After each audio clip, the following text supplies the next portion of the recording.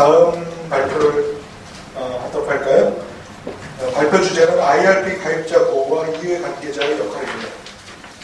자주 발표해 주셔서 다 토픽에 대해서 알고 계실지 모르겠는데 그래도 간단히 설명드리겠습니다. 장은 경제연구소, 국민은행 경제경영연구소 노동부를 거치셨고요. 현재 제로인 연금연구소 소장이십니다. 2010년 퇴직연금제도 확산 및 근로자 퇴직급여 보장법 제정에 큰 기여를 하셔가지고 장관상도 수상하셨고요. 자, 그럼 네, 저기 쉬지도 않고 계속 하는 것 같은데 제가 발표 이전에 저희 그 스승님이신 우리 임은기 교수님께 사드리고 싶어요. 아유, 감사합니다.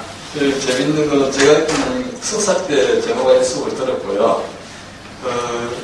듣고 제가 아까 선생님 그 강의 들으면서, 세미나 들으면서 혼자 많이 웃었는데요. 왜 웃었냐면, 그때 우리나라가 88년도에 그 이전에 주식이 막 오르다가 90년인가 91년인가에 주식이 폭락을 했던 적이 있습니다. 그때 우리 선생님께서 KBS 토론에 나오셔가지고 했던 말씀이 지금 하시던 말씀입니다. 어떻게 학생을 가르치냐. 그게 무슨 말이냐면 주식시장에 신뢰가 없는데 내가 학교 가서 재무관리를 못 가르치겠다고 하셨던 적이 있습니다. 그 기억이 지금 그 기억이 제가 앉아서 생각이 나서 이거 아까 말씀하셨던 그 신뢰 부분을 말씀하셔가지고 참 오래된 그때 그 TV를 봤던 또 저희들 학생들끼리도 그걸 막 담으면서 그렇게 이야기했던 기억이 참 새롭습니다. 네, 근데 연대라서 죄송합니다. 참여가 안 붙어가지고 이거 힘을 못 쓰고 있는데.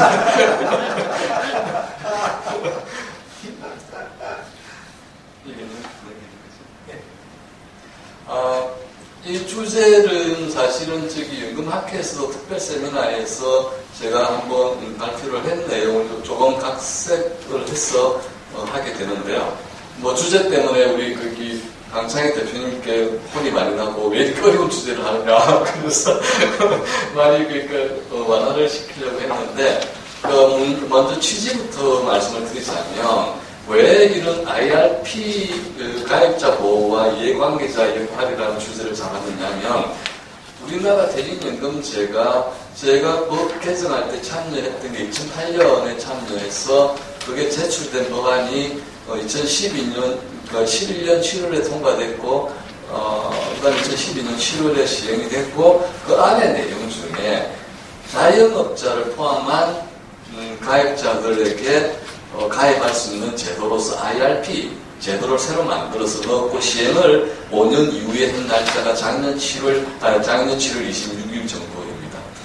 그때 사실 저는 좀 독특하게 법 개정할 때 퇴직연금 사업자가 아닌 전문가로서 참여한 좀 유일한 사람 중에 한 명이었는데 계리사분도 계셨는데 저는 가입자 교육으로 참여를 했었는데 그때 가장 이슈가 됐던 것 중에 하나가 IRP를 자영업자 가입시키는 것에 대해서는 다 맞다. IRA였죠. 개인 퇴직연금 계좌에서 퇴직연금 제도로 바꾸어서 많이들 참여시키고 확대하는 건 맞는데 제가 혼자 반대는 이유가 뭐냐면 공무원연금, 공무원, 군인, 그 다음에 사학연금 받는 사람도 확장을 하자. 그 주장이 뭐냐면 공무원이 주장을 했습니다. 그래서 저는 반대를 했었습니다. 왜 반대를 했느냐 하면 이미 공무원연금, 사학연금에서도 혜택을 받는데 퇴직연금까지 와서 혜택을 또 받는다는 것은 이중적인 혜택 아니냐. 그렇게 이야기를 해서 반대를 했었는데 결국에는 다 열렸습니다. 그동안에는 안에서 어떻게 작업을 했는지 모르겠지만 자 그런데 물론 퇴직연금 제도가 국가사회복지제도로서 역할을 하기 위해서 확대되는 게 당연하게 맞다고 생각합니다. 그런데 문제는 뭐가 됐냐면 IRP 제도가 모든 국민 중에 소득이 있는 모든 자가 가입할 수 있게 됐습니다. 그럼 이 의미는 어떤 의미가 있냐면 국민연금망과 대척점에 서면서 가입자가 스스로 자산운용을 할 수 있는 새로운 어떤 지평이 열립니다. 그러니까 국민연금은 의무적이지만 의무적 가입을 통해서만 내가 자산운용을 할 수 없습니다. 그렇지만 IRP는 누구나 다 가입할 수 있으면서 자기가 자산운용을 할 수가 있어요. 그렇게 된다면 퇴직연금제 그래도 못 받고 있는 입장에서 걱정을 했어요. 겁이 났어요, 사실은. 어떤 겁이 났느냐면 우리나라의 현재의 지배구조, 퇴직연금 지배구조, 계약형 지배구조에서 과연 신탁을 기반으로 하는 퇴직연금제, 아까 말씀하셨던 주인 대리인 문제가 계속 노정되어 있는 상태에서 이렇게 제도가 확장이 된 상태로서 방치를 하게 되면 이건 누가 책임을 질 거냐 하는 문제입니다. 그래서 사실은 겁이 나서 이 문제를 제기를 해야 되겠다 하는 생각이 들었습니다. 그래서 연금학회 특별 세미나에서도 이런 문제 제기를 해야 된다. 왜? 죄송하지만 나중에 면피하자. 지금 미리 이야기를 해놔야 나중에 니네 뭐 했느냐 하면 어떨까 싶었어요. 그만큼 우리나라에서 지금 주인 대리인 문제를 비롯한 수탁자, 신탁에서의 취지가 거의 없다시피 합니다. 그런데다가 더불어서 우여곡절, 참 우여곡절 끝에 기금형 제도까지 들어옵니다. 지금 국무회의 통과를 했죠. 근데 뭐 지금 법안 취소를 했다가 다시 뭐 했는데 노동부도 명확히 설명을 안 합니다. 병행에 대해서는. 올해 1월 달에 법안 철회를 했다가 국무회의 제출 철회를 했다가 다시 4월 달에 국무회의 통과를 했습니다. 지금 별일 없으면 국회에서도 제가 보니까 한노위를 구성하고 있는 국회의원들 대부분이 노조 출신입니다. 그래서 지금 일설에 의하면 이번 기금형 통과의 배경에는 노조의 힘이 셌다는 이야기도 들리는데 이렇게 될 경우 기금형이 과연 계약형보다 나으냐? 어떤 면에서 제 가입자 보호를 한다는 측면에서는 여러 가지 지금 기금형 제도가 우위가 있다고 생각하는데 사실은 사고는 기금형에서 더 크게 터집니다. 그런 문제에 있어서의 수탁 책임에 대해서는 분명히 짚고 넘어가야 될 부분이 있다고 저는 생각을 합니다. 그래서 이 문제를 주제를 다루게 되었습니다. 서두가 좀 길었습니다.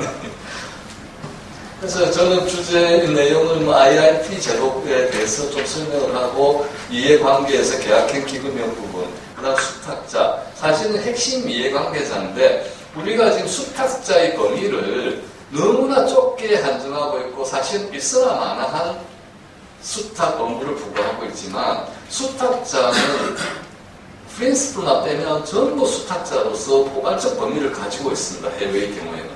그런데 우리는 제도 운영에 있어서의 뭐 편의성을 위주로 또는 지배를 하는, 주도를 하는 쪽 편의대로, 이익대로 움직이다 보니까 수탁자가 매우 제한적으로 되어 있는 부분에서 범위의 문제를 다룰 거고요.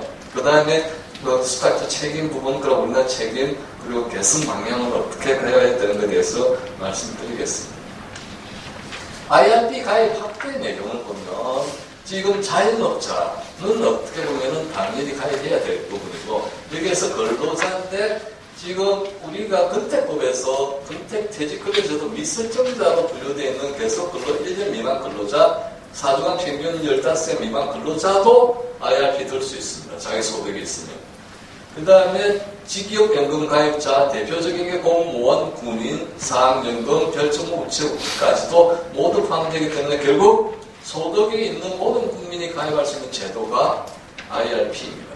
아까 말씀드렸듯이 지금 현재 근태법 제출된 근태법안이 개정법안이 통과되면 그 안 내용에는 퇴직연금제 의무화 부분이 있습니다. 그 의무화와 더불어서 IRP 확대까지 적용되면 자본시장연구원에서 한 2년 전, 3년 전에 발표한 퇴직연금 적립금 예상 추입 적립금액을 보면 지금 현재 법이 통과된다면 그때 한 3년이니까 그 자본시장연구원은 2015년 발표 자료인데 그때 2030년, 즉 15년 더 경과하면 1000조를 내려본다는 적립금 구조가 나옵니다. 그러니까 어마어마한 적립금 구조를 적립금을 가져야 되는 그런 게 퇴직연금제가 됩니다. 그런데 이제 IRP가 왜 확장이 갈수록 더 될 것이냐 하면 사실은 엄청난 세제 혜택입니다. 그 세제 혜택이 보시다시피 급여가 연봉 5,500 이하면 세액공제가 700만 원까지 한도, 700만 원 세액공제가 16.5%나 세액공제를 해줍니다. 쉽게 이야기해서 내가 5,500 든 사람이 5,200 이하 사람이 700만 원을 연에 넣으면 내가 받는 돈이 115만 원 현금으로 받습니다. 사실상. 그게 플러스 알파가 들어있죠. 예컨대 원리금 보장 금리만 한다고 친다면 원리금 보장 지금 금리가 2% 안 된다 치더라도 여기에 플러스 2%가 더 붙을 수가 있습니다. 사실 자기 700만 원이라고 하면. 그런데 이게 투여금에 대해서 비과세잖아요. 2%라 치더라도. 그렇게 따져보면 이 혜택을 알면 누구나 가입할 수밖에 없는 그런 제도가 되어 있다는 거예요. 그래서 이제 문제는 뭐냐면 3층 구조에 있는 개인연금 보험, 개인연금 저축들이 사실상 고비용 구조를 가지고 있고 우리나라 그 부분도 원 금액에서 비용을 공제하는 것도 사실은 신탁법 위반이지만 비용을 공제해 나가면서 개인연금이 가지고 있는 수익률 부분에서의 핸디캡들을 사실은 IRP로 극복하면 개인연금이 위축될 수밖에 없지 않겠느냐. 그런 구조까지도 지금 있어서 사실은 지금 쉽게 지금 국민들이 몰라서 그렇지 작년에 IRP 제도 가입 확대와 세 공제 이렇게 주면 사실은 우리나라의 3층 복지 구조 제도가 상당히 흔들릴 수가 있는 그런 파급 효과를 가지고 있습니다. 그 다음에 IRP 치는 세금 변화는 여기에 대해서는 기타 소득세 부분에 대해서는 큰 의미가 없는데 결국은 뭐냐면 IRP가 이렇게 제도 확산까지는 해놨는데 문제는 IRP 가입자들에 대한 그러니까 대리인 또는 수탁받은 수탁자에 대비한 IRP에 대한 보호 메커니즘이 거의 없습니다. 거의 없어요. 우리나라 근태법상에 가입자 보호할 수 있는 유일한 것이 제가 보면 사실은 가입자 교육입니다. 그런데 교육이 계속 이야기되지만 그 교육을 자기가 받을 권리가 있다는 것을 알지 못하고 있고 그 다음 교육을 시켜야 되는 업무를 지금 기업들도 나몰라를 하고 있고 위탁받은 사람, 위탁받은 퇴직연금 사업자의 금융기관들은 할 수도 없습니다. 왜냐하면 가입치, 제도 설정을 할 때는 어쩔 수 없이 소개 교육을 하지만 제도 설정 이후에 위탁을 시킬 수 있다고 하면 위탁을 시켜놓고서는 그 다음 완전히 바뀌죠. 누가? 사용자가 가입자 교육 의무가 있는데 사용자가 교육 방해자로 확 바뀌게 됩니다. 어떻게 바뀝니까? 위탁받은 사업자, 금융기관에 교육을 해야 됩니다. 하면 뭐죠? 시간 없다. 장소 없다. 종업원이 불필요하게 생각한다. 그러면 안 되는 겁니다. 그래서 지금까지 그렇게 안 돼 왔습니다. 그럼 하물며 기업 안에 있는 조직원에 대한 교육도 그런데 IRP라는 개인이 가입하는데 IRP라는 교육의 의무는 1차 의무는 퇴직연금 사업자한테 있습니다. 어떻게 시키죠, 교육을? 방치라는 방기에 가깝습니다. 이거는 정말. 제도를 운영하고 설정하는 감독기관뿐만 아니라 여기에 참여하는 이해관계자들의 무책임이라고 저는 생각합니다. 무책임. 방기죠. 법으로는 그렇게 해놓고 명시적으로 해놓고는 그 다음은 안 되면 그거 잘 안 되잖아. 그렇게 하면 이거는 방기죠. 방기. 상황이 그렇다는 거죠. 지금 간단히 한 보면 우리나라 이해관계도 계약형은 지금 현재 다 여기 다 대부분 다 전문가이시니까 좀 넘어갈 텐데 보면 중요한 문제는 현 보도에서 과연 누가 수탁자인가라는 근본적 문제가 제기됩니다. 예컨대 지금 지금 퇴직연금 규약을 작성해서 운용관리, 자산관리를 하는데 이 운용관리, 자산관리상에서의 수탁자로서의 역할은 과연 누군가? 그럼 사용자는 수탁자가 아닌가? 사용자도 수탁자죠. 왜? 종업원의 퇴직급여를 가지고 운용에 참여한 자는 모두 수탁자입니다. 그럼 노조는 아닌가? 노조도 수탁자입니다. 당연히 금융기관인 운용관리기관, 자산관리도 수탁자입니다. 그러면 자산운용기관, 상품 제공기관은 수탁자가 아닌가? 수탁자입니다. 제가 말씀드린 건 지금 현재 계약형 기관에서도 수탁자의 범위에 대한 의견 일치라든지 여기에 대한 어떤 컨센서스가 없다는 겁니다. 그러면 가장 중요한 주인과 대리인 관계, 프린스플리 자산을 맡아서 관리하고 운용해야 될 책임이 근본적 신탁의 구조가 흔들리는 거죠. 왜? 범위조차도 정해지지 않기 때문에. 그러면 이렇게 기금형이 되면 어떻게 되느냐면, 자, 기금형에서는 기업과 노동조합이 기금 이사에 맡깁니다. 이것이 더 좀 곤란한 것이, 기금 가입자들은 기금을 선택을 하고서는 연금직을 받으면 끝인데, 우리가 기금형 이야기를 하면서 계속 노조와 또는 노사의 가입자의 참여가 높인다는 취지를 자꾸 이야기를 하는데, 그건 아닐 수가 있습니다. 아닐 수가, 기금이 집행기관이 알아서 하는데, 제가 조금 우려스러운 것은 수탁자 책임의 문제에 있어서 우리 기금형에서 가장 우려스러운 것은 요겁니다. 노사 동수로 기금위원회를 구성을 합니다. 노사 동수로. 그러면, 그리고 지금 현재 법에서 제출되어 있는 법에서는 외부 전문가를 반드시 두게 돼 있고, 그 외부 전문가인 그를 선정하는 사람은 사과하게 되어 있습니다. 그런데 잘 생각해 보시면, 우리 기금형 제도 도입에서 왜 노조 측에서 찬성을 하고 나오는가 하는 문제입니다.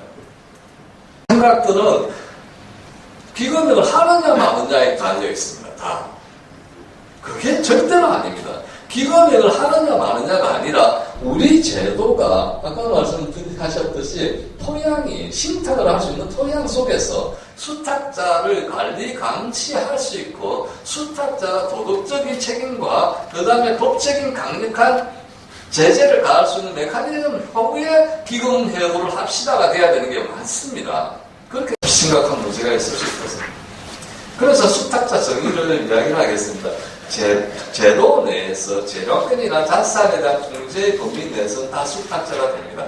그래서 영국, 미국에서 기인한 신탁부대에 근거합니다. 절대로 그냥 나온 게 아니죠. 미국이나 영국이라고 하면 자본시장이 계속 발달해온 히스토리컬 백그라운드를 가지고 있는 나라들인데 미국을 통해서 가장 자본시장 발전의 기본적이고 그러니까 뭐 과학적이고 논리적이라고 하면 신탁적인 것이 어프로치 제일 좋다. 그래서 자기 자산과 불리한 연기금 관리 형태를 가진다고 있습니다.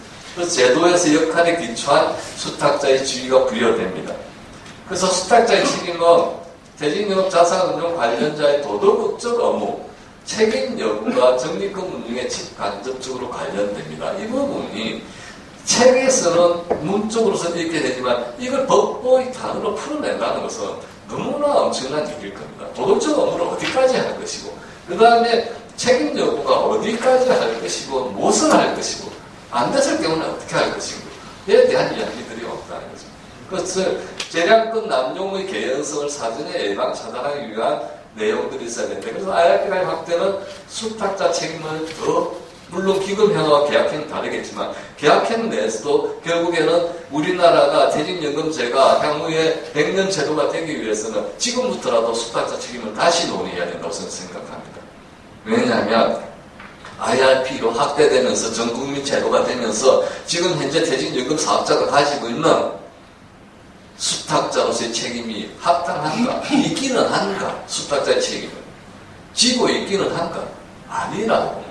그것을 여기는 제가 자료를 넣지 않았지만 어디에 나타나느냐 하면 IRP에 대한 원리금 부담 상품에 대한 금리 제공할 때 제일 높은 쪽이 DCDB고 그 다음에 낮은 게 IRP가 금리가 낮습니다. 바게닝 파워 때문에.